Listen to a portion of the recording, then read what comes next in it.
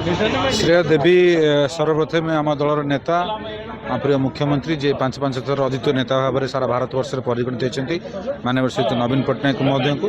एवं काकटपुरवासी समस्त अधिवासी आस्था भरोसा और भल पाइबा पाथेय कर आज विजय लाभ कर जगन्नाथ प्रभु श्री जगन्नाथ चरणारविंद कोटि कोटि प्रणाम जनाऊँ काकटपुर अधिष्ठात्री देवी माँ मंगला पाखे कोटि कोटि प्रणाम जनाऊँ समस्त आशीर्वाद आज विजय लाभ कर काकटपुर जहाँ कार्य रही जहाँ असमाहित कार्य ताकू निश्चित भाव में आगामी दिन पूर्णांग करी निष्ठार सहित कार्य करी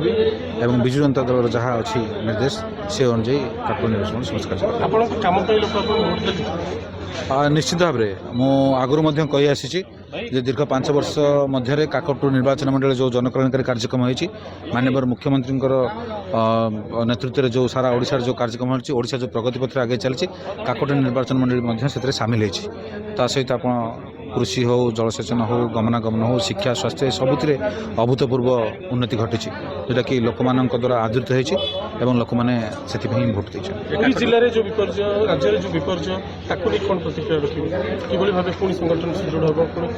देखु यहाँ तो जनादेश जनादेश को आम समस्ते मुंडपाती सहबा यहाँ सम्मान आम जनाऊँ लोक मैंने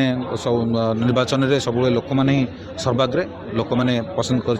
भोट देते से कथा को मानी विजु जनता दल जो जहाँ होती जोटा कोर्स करेक्शन निश्चित भाव में दलर नेतृत्व समस्ते बसी समीक्षा करेंगे समीक्षा जहाँ फल हम आगामी दिन में जो कार्यकलाप रहा विजु जनता दल केमी